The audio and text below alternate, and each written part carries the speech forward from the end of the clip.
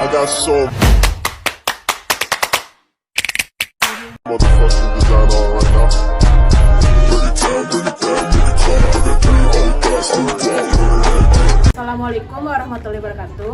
Baiklah, kami dari kelompok 7 akan menampilkan video pembelajaran berbasis IT yang beranggotakan saya Trina Piasution, saya Hanifah Madatila, Saya Gina Putri Salsabila, saya Nurisa Khairunisa Putri akan menampilkan video pembelajaran dengan model pembelajaran flip classroom dengan materi pemusatan data topik statistika. Selamat menyaksikan.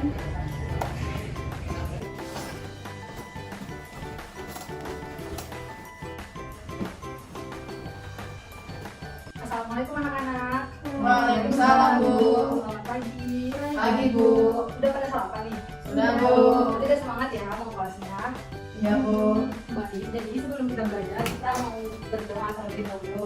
Siapa yang mau pimpin doanya? Baiklah, untuk memulai pembelajaran kita hari ini, lebih baiknya kita berdoa terlebih dahulu. Berdoa mulai. Berdoa selesai. Baiklah, kita absen dulu ya. Hanifah Madatila, Gina Putri Salsabila, Hasana, Tria Hafnina Setia. Oh, berarti ada semua ya? Iya, Bu. Baiklah anak-anak. Jadi hari ini kita akan belajar tentang pemusatan data. Nah, tujuan pembelajaran kita kali ini yaitu untuk belajar menyajikan data berupa grafik, tabel, dan lain-lain, serta juga untuk memahami persoalan tentang mean, median, modus, kuartil, dan desil. Baiklah, jadi kan sebelumnya ibu udah meminta kalian untuk mendata tinggi dan berat badan orang-orang di sekitar kalian. Udah dicari apa belum? Udah berarti udah ada dipelajari kan, dan bahan-bahan ajaran yang udah ibu kirimkan sebelumnya udah ada dipelajari kan? Baik, berarti anak-anak ibu semua udah ngerti dong apa itu mean, median, dan sebagainya, udah pada ngerti? Belum, Bu. Baik, jadi ibu mau menanya beberapa ya, mana tahu kan udah ada yang ngerti. Nah, baiklah, berarti kan anak-anak ibu udah pada belajar kan sebelumnya dari bahan ajaran yang ibu kasih. Nah, baiklah, sekarang perhatikan PPT yang udah ibu tampilkan di layar. Nah, hari ini kita akan belajar tentang pemusatan data, di mana ukuran pemusatan data dari sekumpulan data itu merupakan nilai yang diperoleh dari sekumpulan data yang dapat digunakan untuk mewakili kumpulan data tersebut. Nah, pada pemusatan data seperti yang kita ketahui, itu tuh ada beberapa, misalnya ada min, modus, ada desil, kuartil, dan lain-lain. Nah, pertama ibu mau nanya nih, min, ada nggak anak ibu yang tahu apa itu min? Hafni, Bu. Hafni, ya, apa itu min Hafni? Min itu rata-rata dari suatu data, rata-rata dari data tersebut. Kalau menurut Hanifah, gimana jawaban Hafni tersebut? Saya sepakat dengan Hafni, Bu. Rata dari data tersebut. Nah, pintar sekali. Jadi, seperti yang kita ketahui, min itu merupakan nilai rata-rata dari suatu data. Nah, untuk yang lainnya, yang kedua median. Anak-anak ibu ada yang nggak yang tahu apa itu median? Ini, Bu. Oke, apa? Menurut ini, median itu nilai tengah dari suatu data, Bu. Kalau Hasanah, gimana menurut Hasanah jawabannya ini? Menurut Asana setuju. Setuju. Baiklah, dan benar sekali Hani, median itu merupakan bilangan sentral atau bilangan yang terletak di tengah dari sekumpulan data dalam ukuran pemusatan data. Nah, yang terakhir itu adalah modus. Ada nggak anak-anak ibu yang tahu apa itu modus? Baiklah, karena Hasanah apa? Menurut Asana, modus itu adalah data yang paling sering muncul. Jadi kalau menurut Dina, jawaban Hasanah gimana? Sama, Bu, data yang paling banyak frekuensinya. Benar sekali. Jadi, modus itu merupakan nilai yang paling sering muncul atau nilai yang mempunyai frekuensi tertinggi pada sekumpulan data tersebut. Nah, sepertinya anak-anak ibu udah pada paham nih materinya. Ada nggak hal-hal yang mau ditanyakan? Bu, Ya, Dina. kalau Dina kurang paham tentang cara mencari kuartil, Bu. Oh, cara mencari kuartil. Baiklah, jadi kita akan bahas sedikit bagaimana cara untuk mencari kuartil ya. Baiklah, Nana. Jadi pertama kita akan bahas kuartil. Nah, kuartil itu adalah nilai atau angka yang membagi data dalam 4 bagian yang sama setelah disusun dari data terkecil sampai data terbesar, atau sebaliknya dari data terbesar sampai data terkecil. Nah, jadi kalau misalnya kita punya data nih, kan data yang kita dapat itu kan belum tentu berurutan kan. Nah, jadi hal pertama yang harus kita lakukan adalah menyusun data tersebut. Baik data itu disusun dari yang terbesar ke yang kecil ataupun dari yang kecil ke yang besar. Nah, jadi ada 3 bentuk data kuartil. Yang pertama itu adalah kuartil yang pertama. Itu merupakan nilai dalam distribusi yang membatasi 25% frekuensi di bagian atas dan 75% di bagian bawah distribusi. Yang kedua itu adalah kuartil kedua, yang mana ia adalah nilai dalam distribusi yang membatasi 50% frekuensi di bagian atas dan 50% di bagian bawah distribusi. Dan yang ketiga, kuartil ketiga ialah nilai dalam distribusi yang membatasi 75% frekuensi di bagian atas dan 25% di bagian bawah distribusi. Nah, jadi kalau misalnya nih, kita punya datanya kita bagi jadi 4 bagian yang sama. Nah, yang membatasi 25% dari atas dan 75% dari bawah itu merupakan kuartil yang pertama. Dan yang membatasi 50% dari atas dan 50% dari bawah atau yang tengah-tengah itu tuh merupakan kuartil kedua. Dan juga yang membatasi 75% frekuensi di bagian atas dan 25% di bagian bawah itu merupakan kuartil yang ketiga. Nah, baiklah, jadi untuk biar anak-anak ibu lebih mengerti, kita akan mencobakannya dengan sebuah fakta ya.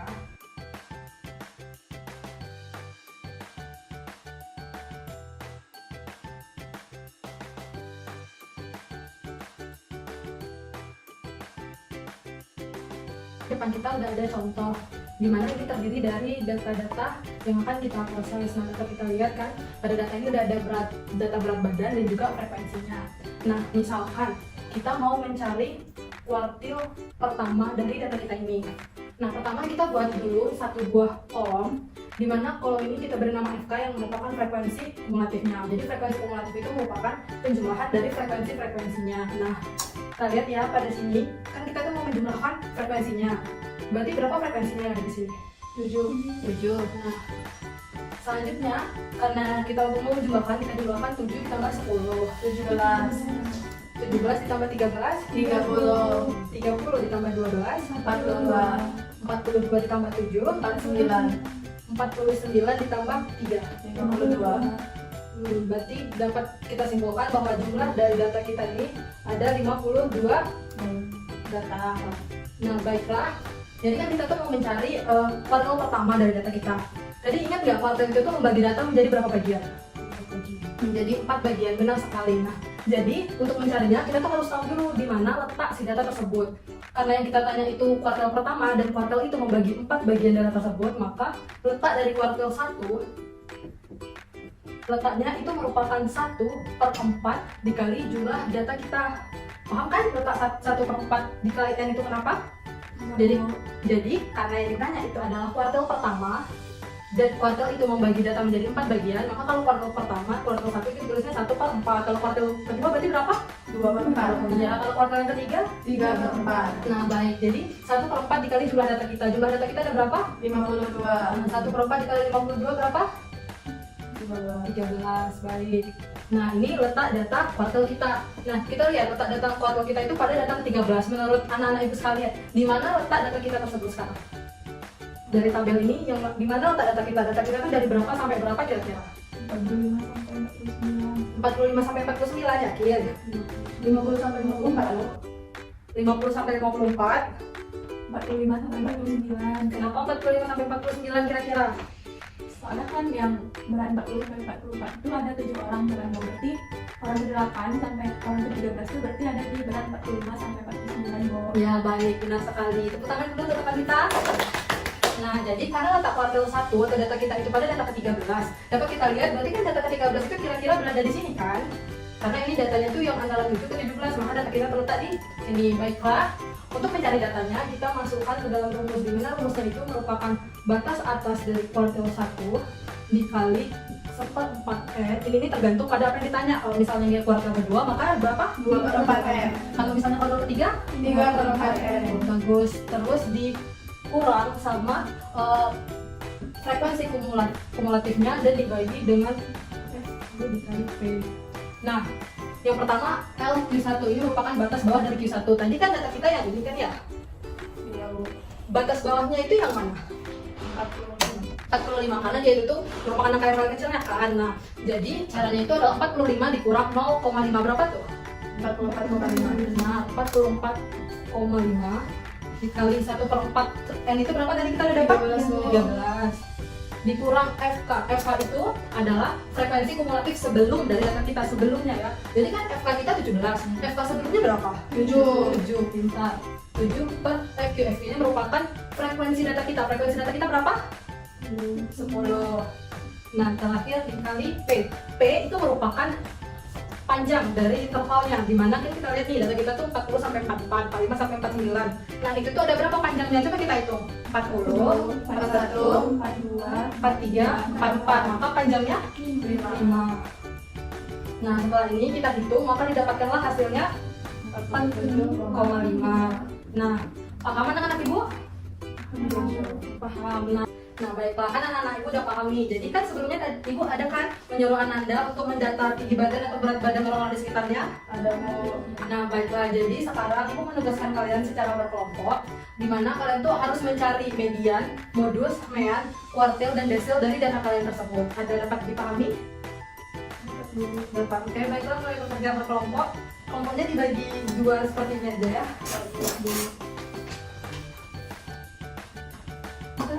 Baiklah, digunakan ya. Saling berdiskusi.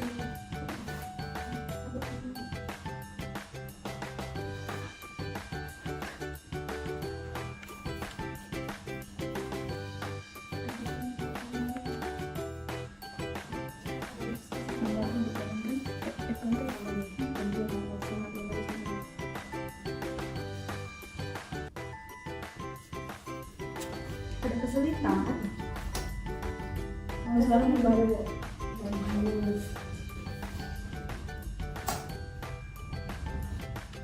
Berarti ini 14 ini akan dari FK-nya gitu. Baiklah, gimana pekerjaannya udah pada siap? Sudah. Baiklah, ibu minta perwakilan kelompok untuk maju. Ayo, kelompok siapa yang mau maju? Kami Bu. Siap, bagus, ayo maju ke depan. Dikerjain yang merah, kemudian sama modusnya ya.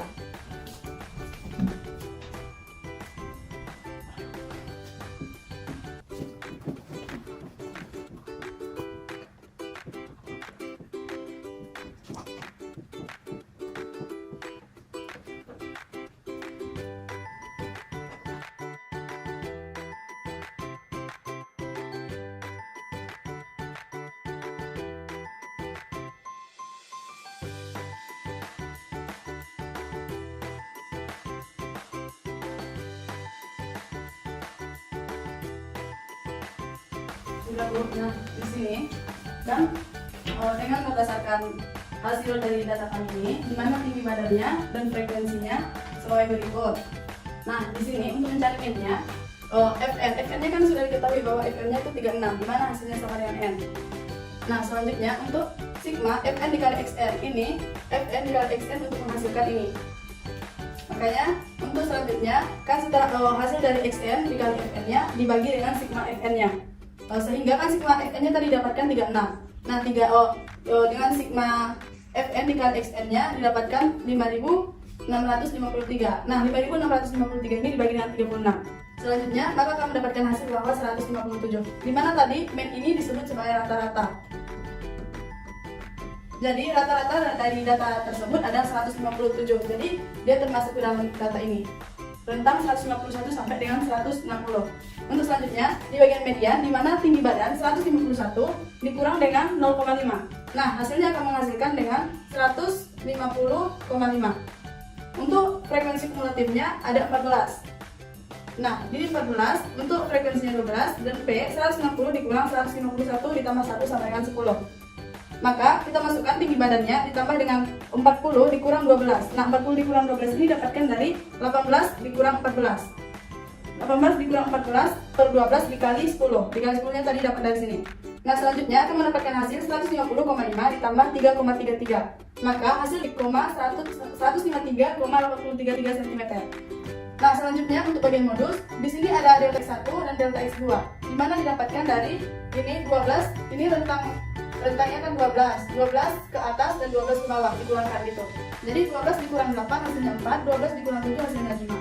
Maka ini kan tadi tinggi badan dan tinggi badannya kan 151 dan hasilnya tadi 150,5 yang ini. Maka akan dimasukkan 150,5 ditambah 4 per 4 tambah 5 ini ditambahkan. 4 tambah 5 dikali 10. 10 ini saya dapat dari sini.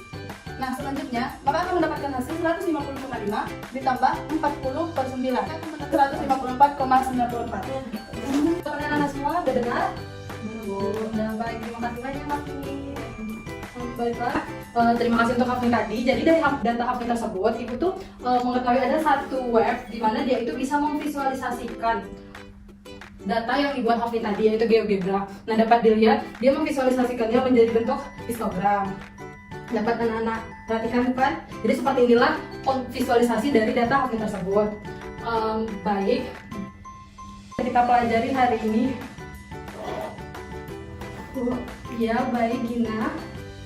Hari ini kita ada belajar tentang min, median, modus, kuartil, dan desil. Baik. Ada lagi yang mau menambahkan? Oke, baik. Sepertinya itu saja. Saran Ibu hanya jangan lupa untuk mengerjakan tugasnya yang sudah Ibu tampilkan pada e-learning, dan juga jangan lupa untuk belajar untuk pertemuan selanjutnya. Mungkin sekian dari Ibu, lebih dan kurang mohon maaf. Assalamualaikum warahmatullahi wabarakatuh. Waalaikumsalam warahmatullahi wabarakatuh. Sekian video pembelajaran yang dapat kami tampilkan. Semoga bermanfaat. Terima kasih.